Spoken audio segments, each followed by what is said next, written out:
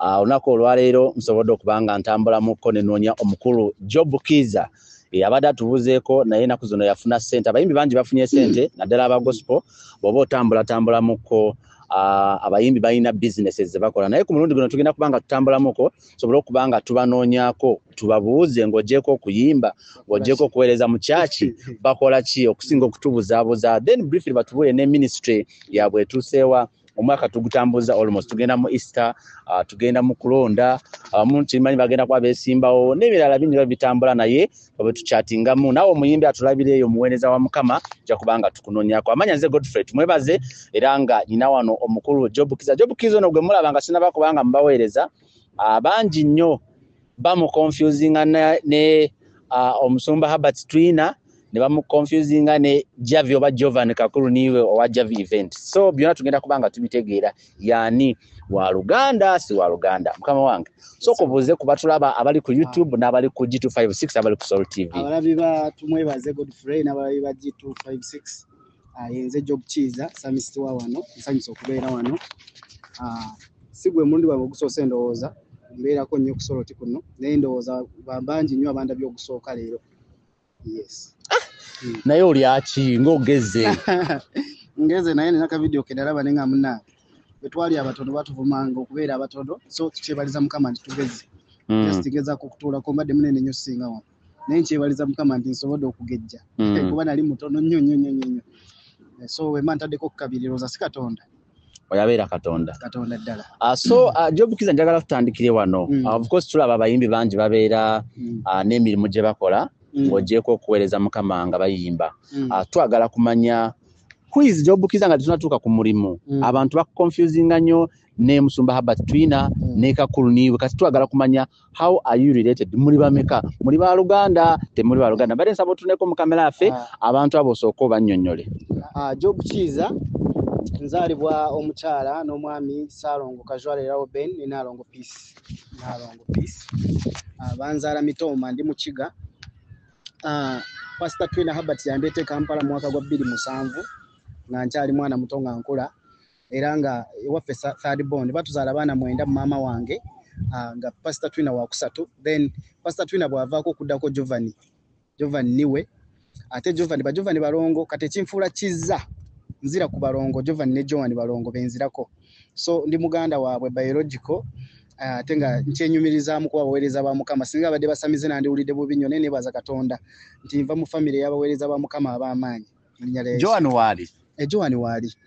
Joan yabulira wayinga tetera kumulaba nnyo. Joan aweereza naye yaweereza mu church naye ali ku ground tali nnyo ku social media naye nga muweereza wa Mukama naye w'amaanyi naye akyayimiridde twebaza Mukama.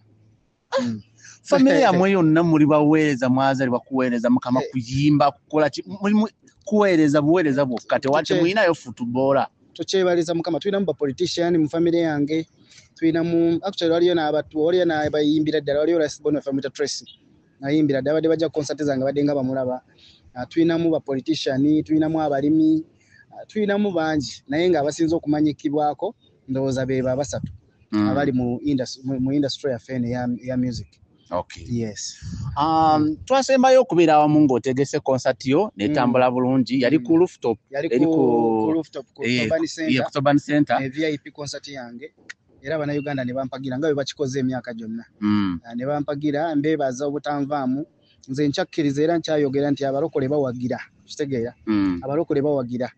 naye kisinziira okoze eki okuwagira olina okweplacinga bulungi abantu okuwagira bawagire ki kitegeera tosabeera nga lena business gyokola n'osuubira abantu okuwagira. Yes. Okay. And then twabadde tuli awo of course omwezi ogweddawo tugenda okulaba nga ofulumiza post endala empya ate egamba pate y'abalokole buli mwaka nkola concert buli mwaka kyembadde ngenda kubuuza tusookerawo kubanga kati gwe kino okisusiza like okikola otya buli mwaka okubanga obeera ne concert is it eyo concept yo nti wakikola nti buli mwaka olina okubanga otegeka concert oba buli mwaka nina okutegeka concert olw'abafaani bange n'ekirala tugezaako okulwanyisa abalokole okugenda mu mabaala balokole bacyakalirawa nze bafaani bange mu mwaka mbategekerayo olunaku olwo si lungi nnyo kati mbadde nkola concert wali concert nenzigiramu nengenda mu VIP concert yasembayo abantu ne bampagira mu maanyi kati concert nagibakwasiza era nkola show eno okusinzira ku views z'abantu tugita pate y'abalokole tekyali yange kati kinvudde mu mikono oluvannyuma lw'emyaka 5 nga ntegeka concert yange kati ate abalokole n'enkibaddiza nga lero bagamba nti twagala Pastor Bugingo nga tubega show nti tumuleeta kulo lunaku lugenda kubeera lunaku lwanjawulo okusanyuka ba comedian kubanga concert ebadde esinga nnyo kubesingira ku muyimbi nganze naye omulundi guno tugenda kubeera ne ba comedians bangi tugenda kubeera of course nze spearhead nze ng'omuyimbi naye bangi nnyo ba comedian ba dancer ab'enjawulo ba poet tugenda kubeera n'abantu bangi nnyo omulundi guno egenda kubaawo ddi ennaku z'omwezi mmeka njagala omulabi waffe ategeere tasigala mabega egenda kubeerawo ng'ennaku z'omwezi 12 bugenda kubeera lwa mukaaga ku Plaza Auditorium awo ku Jinja Road next to KCB Bank mujje tubeerewo tusanyuke okuyingira kwa mitwalo 2 emitwalo 5 n'emitwalo 10 si sente nyingi mujje tuwagire gospel industry tuongeremu mu buweereza amanyi obuweereza buno tubuteekamu nnyo ffe ng'abantu ate je tusinga okuweereza ebiseera ebisinga tetuteekamu tetuba charginga na kuba charginga tweyamba tuweereza ku one love so ne sente zino zetufuna zetujja mu concert sibwezi tuziza mu concert no luyimba lutwewita thank you telunafuna video nyimba nyingi zenanga tezina video so tuzizaamu mu mulimo gwa Mukama ne tubulira bulungi okay so Job Kiza waliwo ensonga enkulu naddala esinze n'okundeeta abalabi baffe gye baagala kumanya ekisooka nkulaba olina Finfoot tours and travel eyo tusooke tugireke ekyokubiri bw'oba toli mu buweereza bwo bw'okuyimba watelesi kikyokola kubanga tulabye nnyo abaweereza ba Mukama nga bakomplaininga nti bagenda mu church ne baweereza omusumba naga Mukama akumpeera omukisa nakwata akabaasa nakakuweereza manyi n'eri story gye wanyumiza gye wali wapangisa n'emmotoka n'ogenda eri entebe sijja kubiddamu ne bakuweereza ebbaasa n'ogisiba kati osaba ne security ekukulembere paka okutuuka ewaka ebyalimu birala so kati ku mulundi guno kiki kyokola ng'ogyeko okuyimba oli mulimi oli kinjagala omuntu ategeere omuwagizi wo omulabi waffe aleme just okukoma kuba nti ajja kunyumirwa ku stage wabula ne obeera ne business ajja kuwagire kyenjagala omuntu atulaba okimubuulire nkola ebintu bingi nnyo ndi mulimi nkola ne company bagita Roblan Holdings tuyambako ba farmer abayina ente koledde abantu bangi nnyo actually nze nakola farm ya Honorable Kasaija zera establishing the expert pastures anugogamba Honorable Kasaija finance minister finance omuddo gwenze nagulima Cloris wenze na mulima nze nalima na pia we Jeno James mugira farm ye Rushere nze na jikola under Roblan Holdings nze na Leon Field nze na igiriza bugundi planting of pastures so nakukukanya mu pastures omuddo yinzo butabitegera nayo mulimi yali yabitegeera so expertise yange eri mu pastures ezo omuddo ente eyo yetaaga kulya kyo kuwa kyoyagala oyinzo beera n'ente nga oyagala mata nengo jwa bintu bigenda kuwa nyama bintu bikola muscles so byebyo byensinga okukola nayiga nnyo omuddo pastures ndaba ente ezo nenkugamba obuzibu lwaki kuwa amata amatono nenkubulira kiki weetaaga okwongerako mu ndiisa nzijanjaba ente n'ebyokulya nenkugamba weetaaga okukulima kino weetaaga omuddo bweguti weetaaga bweguti okuyitawo nenga nkolera under Roblan Holdings wabisoma tewabisoma wabiyiga bwizi nabiyiga saabisoma ku ssomero ne nabiyigira mu field munene mu lockdown ebintu byonna bigaddewo company Roblan yali ekola so kati mukwano gwange yali akola nengamba ne mbuuza nyinza kukola nti akufuna kasente nangamba osobola okuyiga n'empayo emyezi gyange n'abinjigiriza nga ngenda n'enfield nga njiga mu kuyiga n'entandika okubyagala nnyo n'empulira nga binyumidde nga biri practical nnyo okusinziira ku bintu bye twali tusoma ku vedda n'embyagala nnyo so nkola ne Roblan ebiseera ebisinga bwe mba siri ku Roblan still am a nail technician onsanga wane wa nail daddy wano ku Nsebambi nyole bulungi sewo gamba technician nail technician beba omuntu ayinza olowooza olo technician w'emisumaali oba w'enjala kyemanyi bw'oba olina omukyala atera okugamba nti njagala kukola enjala tugatako ku nja treating enjala z'abakyala okulabika obulungi nga bw'okola akaviri n'okasala n'enjala z'abakyala bazikolako obulungi so nkolera wano bwe mba nga siri ku Roblan ebiseera ebisinga era abatera okunsanga bansanga wane wa nail daddy wa Deza nga nkola njala so mbeera busy day in day out so byebyo sofa ndebyo byenkola then nkola ndi brand ambassador wa Finfoot Tours and Travel bano bansasula tukola passport processing, tukola visa processing, tuli mu tour and travel, tutunda tickets z'ennyonyi bw'oba ogenda ku travelinga ng'olina gy'olaga tukuwaayo akasente ne tuguza ticket. Bingi nnyo bye tukola ebiri mu tours and travel byonna ebisinga tubikola. Abantu abasinga babeera ba ambassador ba brand ambassadors. Biseera ebisinga tukoma kuwulira brand ambassadors. Benefits z'ofuna okuva mu Finfoot Tours and Travel.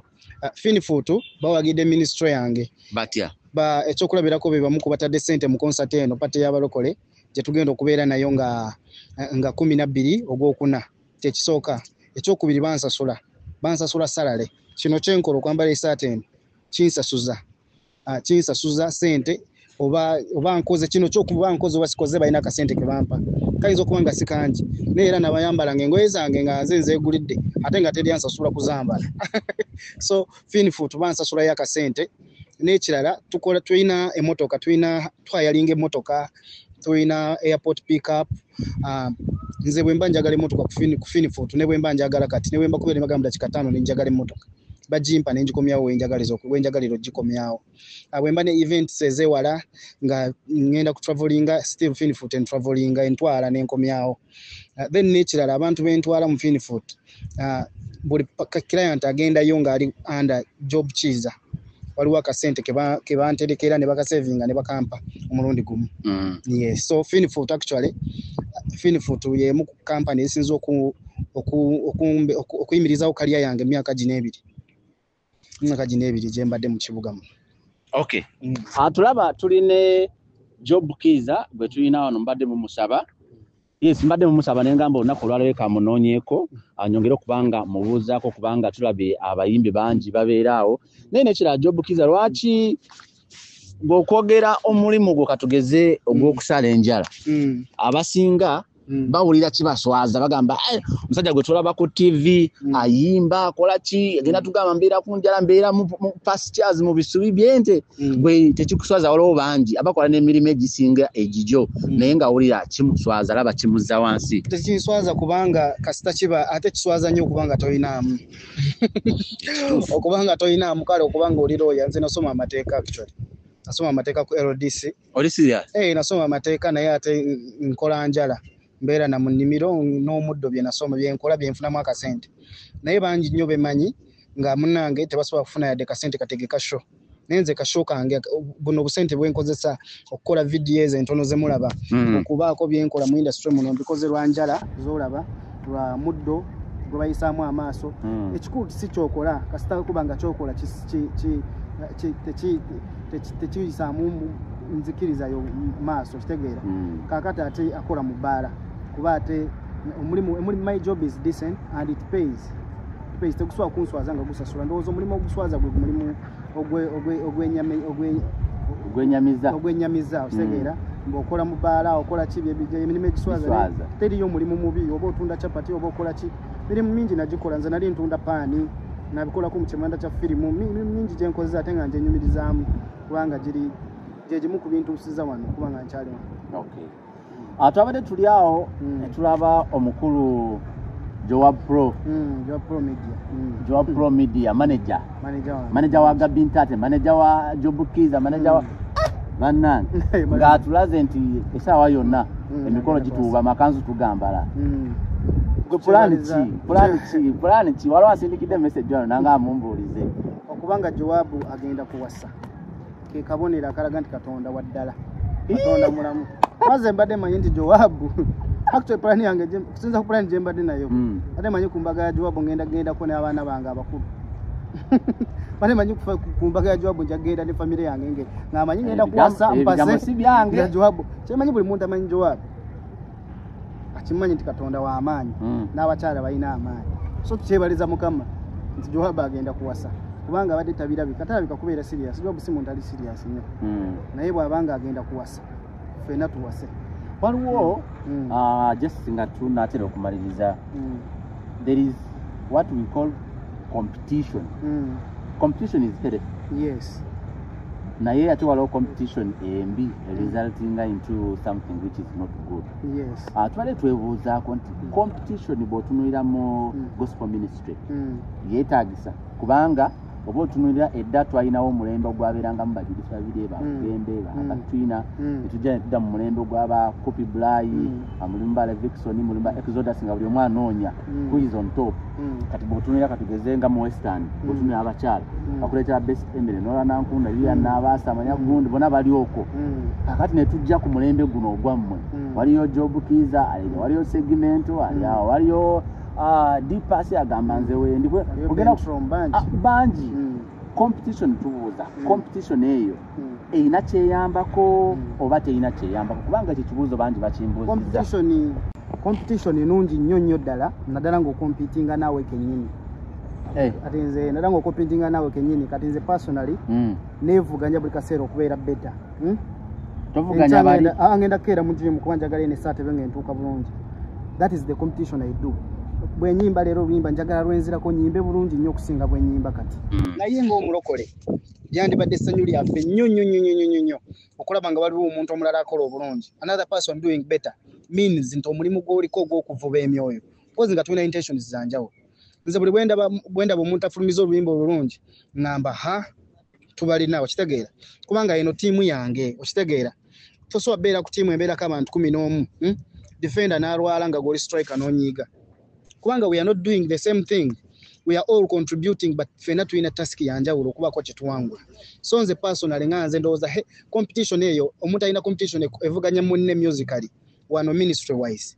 si waffe okitegeera maybe tamanyi lwaki ayimba gospel naye okubajjukiza ng'oli eyo badde muyimbi nga tomanyi lwaki oyimba gospel tetwalokoka tubuulira njiri. Gospel music is not a business.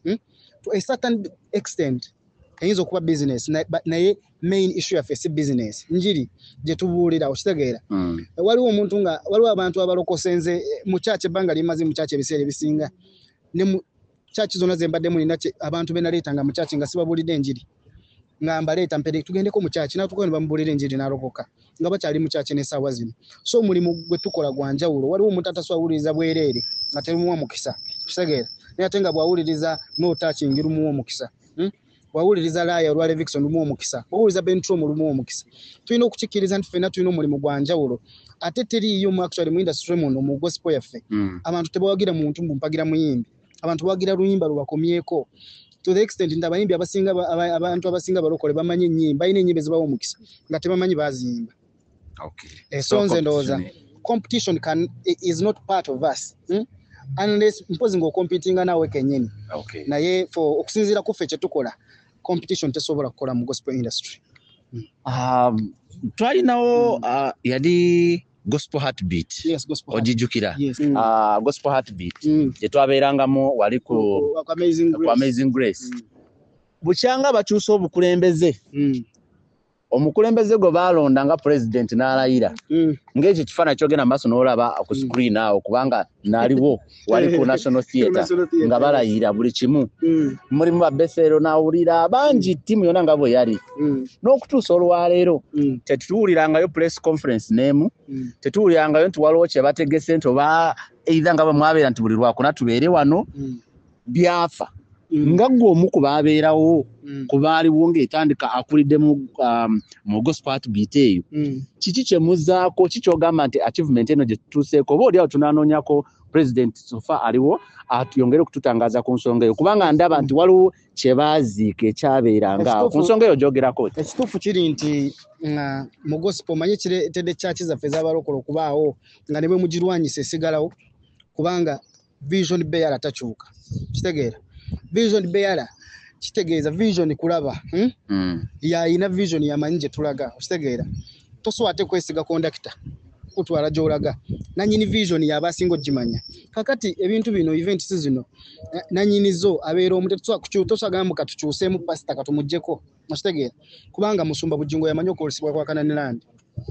ne bakuwaamu Godfrey week emu aga Katonda mugulu church chances okugwa zibeera ku 90%.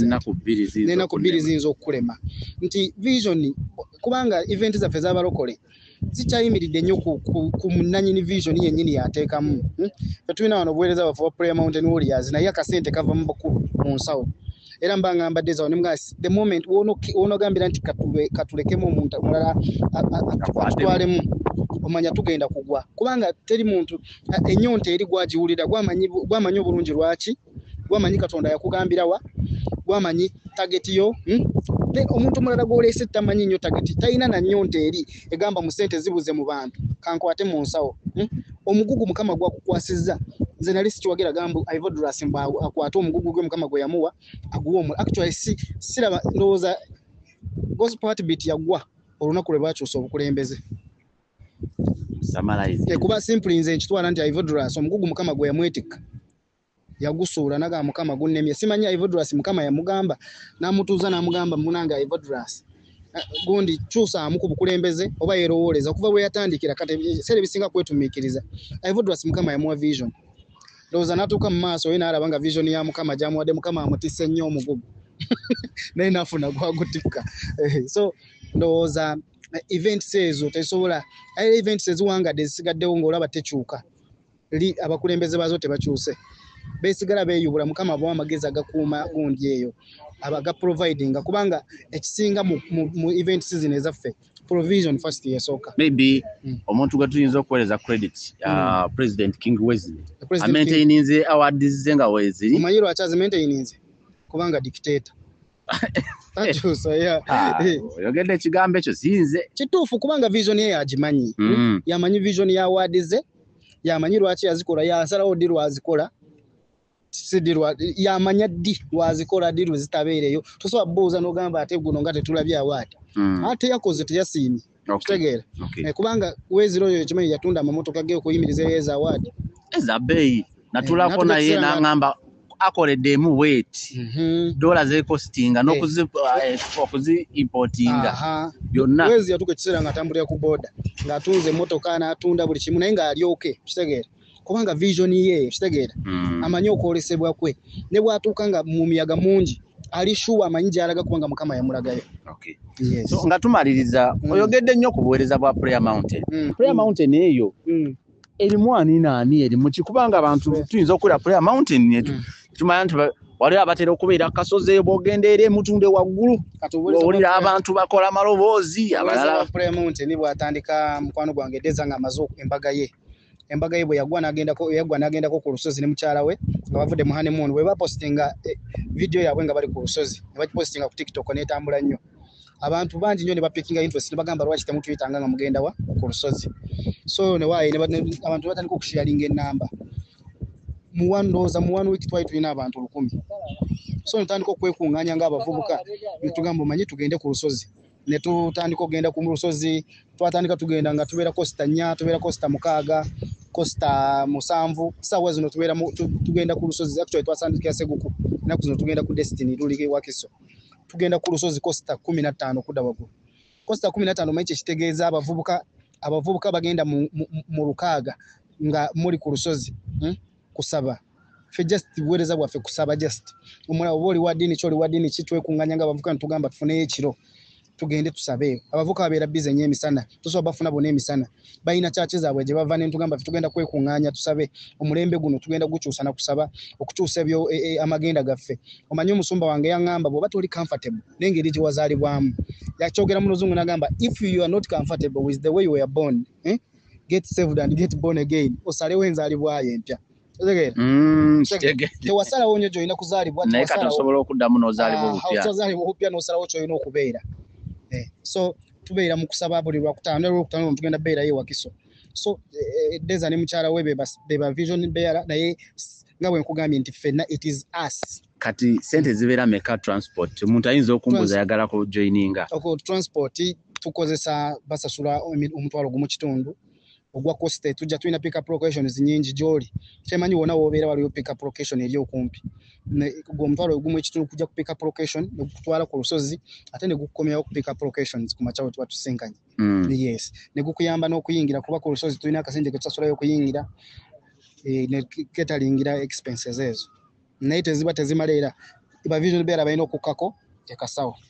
naye so musulayo nakulumu kumacha tugenda sawa nga 3 ne tuvaayo kumacha kumacha okay yes ndowooza okizeemu ekyo kati nga tumaliriza finally twogereko ku event Javi event ono Jovi event aze nga ategeka of course events nyingi ku mulundi guno omutrustinze otyawo otrustinga family yokka njagala ensonga eyo nayo gye tuba tukomekereza nayo kubanga oli muganda wo ate yakutegeka gokikola otya eyo omuntu atulaba njagala okimunnyonnyole si trustinga family yokka naye bwabanga ate muganda we yasinga toswagamba nti akamubuuke enkole bingi nnyo byendeka nga baganda bange babikola n'embijja ewalala naye mukozesa kubanga mu kino ekintu yasinga ekya events ensonga lwaki nkola naye nti Jove events ekituufu kiri nti banjawulo mweno kizibu nnyo okukola show ng'omutegesi wa show agenda kuleeta abantu 100 naddala show ya gospel n'ate Jove events esobola okuleeta abantu 100 so nze personally mbadde comfortable success yange actually mu ndongo muno omanyi Deza was my first manager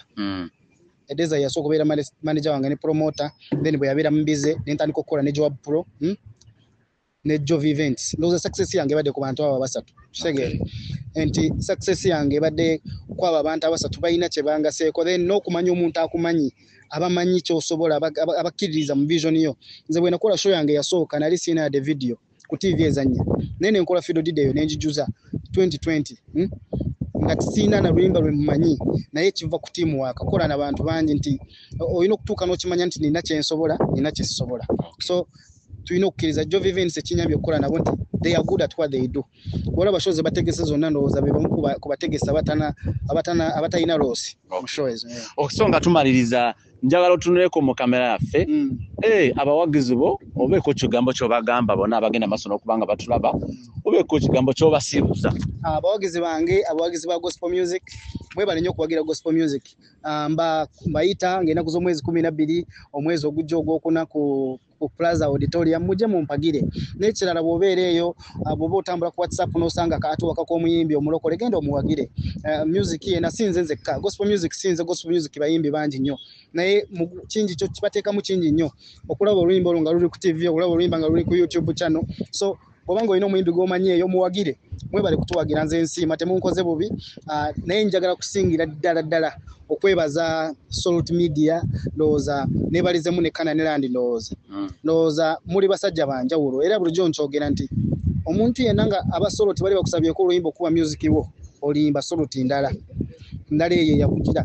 omuntu yenna nga wali oyimbyeko Canaan ne batakuwaayo kasente oliyimba so abantu bwe batyo kiri nti tulina batono twetaaga okuba obutabamalamu maanyi obutabaswaza era nze mbasuubiza nti sigenda baswaza mwebale kubanga mutukoze tuli products zammwe mukama abawo omukisa ogw'amaanyi tuwadde mu kapeerako ogenda kunkulembera omenyemenye buli kisenge era n'ekitaala kyo temeteme buli lujegere ogwo mukono gwo tegunte tolindekawe kiriba terulikya eddoboozi lyo liriva musisi lirikankanya agasozi gabbire ndi magamaga noonya baali bangoba nga bali ku ttaka nga mukoka bacunya bw'oliweereza enkuba eri mu kibuyaga balisaasaana buli huluguma nze ndigolokokamu ku masamasa abantu balagiridde platforms nga bayinza okusanga music platforms enkozesa amannya genda va nago mu kyalo yenze Job Kiza JOBKIIZA official genkozesa ku YouTube ku TikTok yange gegamu genkozesa Job Kiza ne ku platforms zange zonna ate nsuubira nze Job Kiza nze kayimba gospel mu Uganda so ogenda kufuna music wange mukama bampeera omukisa ogw'amaanyi awo mukulu mufunye ndowooza ebibuuzo asobodde okubanga abiddamu of course tebisobola kuggwayo naye Dora Jimmy's ennaku zino video yange ya possible omulundi gwange ogusooka obulamu bwange naye solo teyo banange tujagana buganyi kusiima naye kimanyi Dora Jimmy's yankubira nampa emitwalo 3 nga nshootinga video nange Dora Jimmy's nange sente ze yakampa oba oli awo ng'akuwaayo 10 oba oli awo ng'aga bannange omwana era mbabuuzaako njala kutumirako family yonna mbuuzaako ku DJ Giovanni mbuuzaako ku Dora Jimmy's mwena babeera ku Giovanni Hair Clinic wali Sevichenku mwena n'omulala ajja naye mubuuzaako akyali mu lubuto yabikoze sinze sitana naye semanya jja nena mulaba ali mu process ejira kibyokeka simanyi kaseyo bibyo engulu kasitali bamanyi naye nga nenjagala kwebaza mwena ate njagala tumirako ko mikwano gyange of course Jovi event nkubuuzaako nnyo awebale nnyo kubanga oyimiridde nno kuba gospel lwakuba nti abantu nga kyobadde oyogera abantu basiima nnyo basiima ogenze naye nga ayimiriddeyo ku lwa gospel music wamwe abayimbi amukuba ate ne promotinga agezaako okulaba nti abaweereza ku platform eri wabeera ku Rest TV era nga kawungeezi nange ntera okubeerako nembeera nga mulaba njagala kubuuzaako omusumba Herbert Twina akayimba akapya bannange amwewanda nkakuba nekakuba emirundi nga meka akayimba kali kakyusa obulamu bwange mbabuuzaako mwenna nyinza obutabamalayo n'aba tugenda kubanga tubanoonyako amanya nze Godfrey tumwebaze mbadde n'omukulu Job Kiza tugenda kubanga tubeera wali ku Toban rooftop awo waggulu ku Plaza Auditorium wali opposite this time seri waggulu tugenda kubeera wali ku auditorium wansi wali just opposite ne Toban bwova ku tulaba otuuka mu Kampala bwova wali ku Uganda House okirako just katono awo ku Jinja Road of course ojja kuba olaba teardrops ku lunaku olwenyini sobole okubanga tumuwagira mugule tiketi mutambuze line z'abantu nazo zigenda kuba so muzikirize njagala kubanga mbasiibula wano amanya nze Godfrey tumwebaze mbeere bulungi mweraba